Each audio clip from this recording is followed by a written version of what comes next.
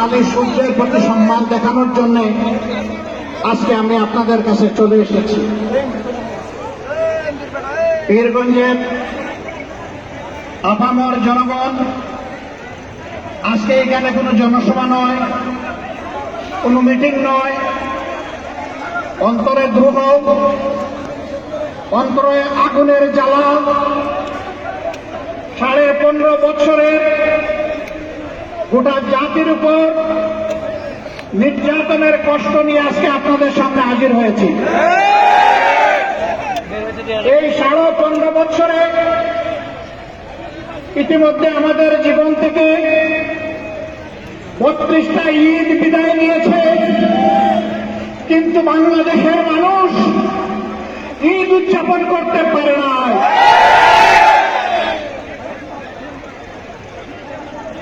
জায়গায় জায়গায় খুন গুম, হত্যা, ধর্ষণ, লুণ্ঠন, মানুষের উপর সীমাহীন নির্যাতন, জুলুম গোটা জাতির শ্বাস বন্ধ করে দিয়েছিল।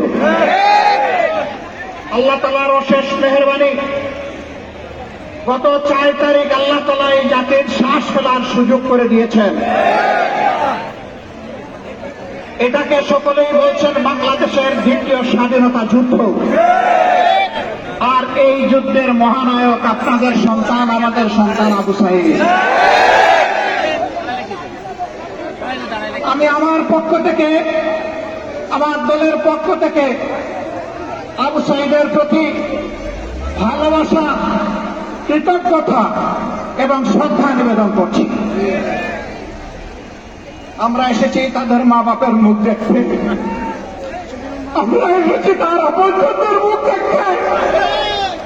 সেই গর্বিত সন্তান জাতিকে মুক্তির পথ দেখানোর জন্য হাত তোলা পাখির ডানার মতো দুই দিকে দিয়ে বুক চেপে দাঁড়িয়ে বলেছিল, বুকের ভিতরে তীব্র জ্বালা, তোদের ইচ্ছা হবে আমার মুখে গুলি কর। ভাষণেরা তার মুখের কথা শুনেছে, বুকের ভাষা বুঝতে ব্যর্থ হয়েছে। এই জন্য এদেশে আপামর জনগণের ট্যাক্সের টাকায় কিনা অস্ত্র আর ভুলের দিয়ে আমাদের কলিজার টুকরার কলিজাকে ঝাঁঝরা করে দিয়েছে। আমরা ধিক্কার জানাই। এই কাজ যারা করেছে তারা মানুষ নয়, তারা পশু। এই পশুদের বিচার অবশ্যই হবে এবং ইনশাআল্লাহ বাংলার মাটিতে এদের বিচার হবে।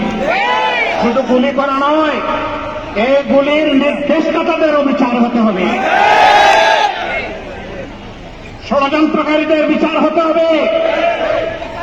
বিচারের একটা অংশ ইতিমধ্যে হয়ে গিয়েছে, আর তার আগে টের পেয়েছেন। আলহামদুলিল্লাহ। তুইজ্জু মান তাশাউ ওয়া তুযিল্লু মান তাশাউ বিয়াদিকাল খায়র। ইজ্জত এবং বেইজ্জতির চাবি কার হাতে? কল্যাণের পুষ্পফলক কার হাতে? আল্লাহ তাআলার হাতে। সেই আল্লাহ তাআলা সম্মান দেওয়ারও মালিক, অপমানিত করারও মালিক। আল্লাহ তাআলা ক্ষমতা দেন এবং ক্ষমতা নেন। ক্ষমতায় গিয়ে ঘুষ থাকে নাই। বাংলাদেশের মানুষকে নিজের জমিদারির প্রজা মনে করা হয়েছে, তার চাইতেও নিকৃষ্ট কিনা দাস মনে করা হয়েছে এবং সেরকম আচরণ করা হয়েছে। এখান থেকে সকলের শিক্ষা নেওয়া উচিত। সম্মানিত ভাইয়েরা, আমি আর কথা বাড়াতে চাই না। আল্লাহ এই মাটিকে ইতিহাসের অংশ বানিয়ে দিলেন। এই গৌরব শুধু আপনাদের, আপনাদের এই সন্তান, এই মুক্তিযুদ্ধের মহানায়ক। তার পরিবার চেয়েছে তাকে বীর ঘোষণা দেওয়া হোক। আমরা বলছি সে বীর নয়, সে তো মহানায়ক। কে ঘোষণা দিল না দিল তা জানি না, কিন্তু বাংলাদেশের 18 কোটি মানুষ এই ঘোষণা দিয়ে ফেলেছে। এটা জনগণের ঘোষণা, এটাই শ্রেষ্ঠ ঘোষণা। এরপরে যদি কোনো সরকার দেয় আমরা তাদেরকে মোবারকবাদ জানাবো। আমরা এসেছি সেই যুব সমাজকে অভিনন্দন জানাতে এখান থেকে। আপনারা বিশ্বাস করুন, দফায় দফায় জেল কেটেছি, নির্যাতিত হয়েছি। আমি একা নই, এদেশের লক্ষ লক্ষ মানুষ, আলিম উলামা, প্রতিবাদী কণ্ঠ সবগুলোকে স্তব্ধ করে দেওয়ার চেষ্টা করা হয়েছিল, কিন্তু প্রমাণ হয়েছে স্তব্ধ করতে চাইলেই স্তব্ধ করা যায় না।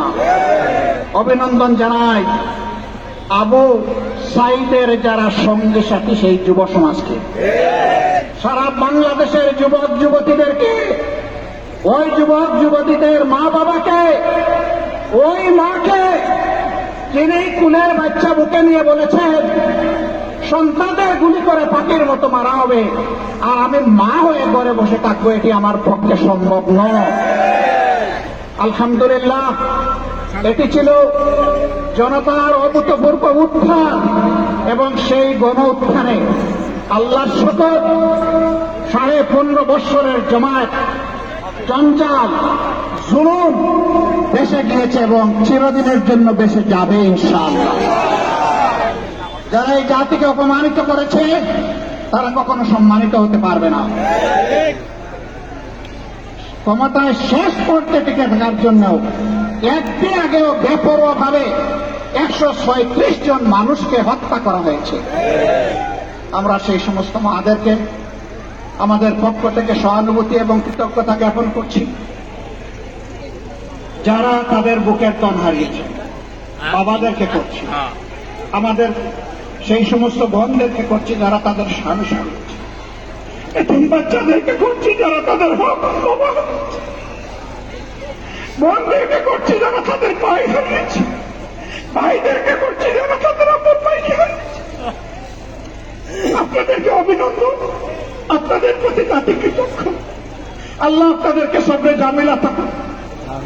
যুব সমাজকে অভিনন্দন আবারও জানাই। একৃতিত্ব ভাই তোমাদের, এই জাতি তোমাদের জন্য চিরদিন তোমাদের কাছে ঋণী থাকবে ইনশাআল্লাহ। কিন্তু তোমাদের প্রতি আমার অনুরোধ, ছেড়ে দিও না এই জাতিকে, ঠিক চোখ দিয়ে থাকিয়ে থাকো। আগামীটাও তার যেন স্বৈরাচার হয়ে উঠতে না পারে।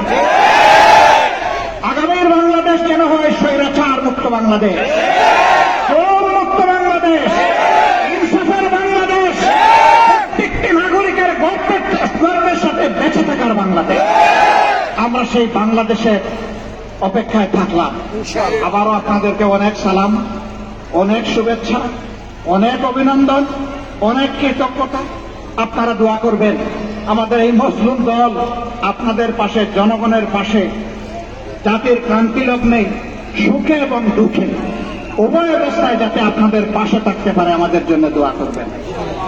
আপনাদের এই ভালোবাসার জন্য আমি অভিভূত। আপনারা কষ্ট করে এসেছেন, আমার পক্ষ থেকে আপনাদেরকে কিছুই দেওয়া সম্ভব নয়, শুধু কৃতজ্ঞতাটুকু আর শুধু ভালোবাসাটুকু।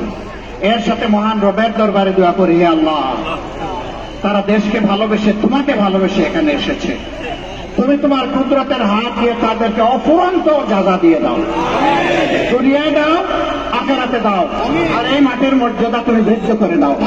আল্লাহ হাফেজ। বাংলাদেশ জিন্দাবাদ, বাংলাদেশ জামাতে ইসলামী জিন্দাবাদ। আসসালামু আলাইকুম ওয়া রাহমাতুল্লাহ।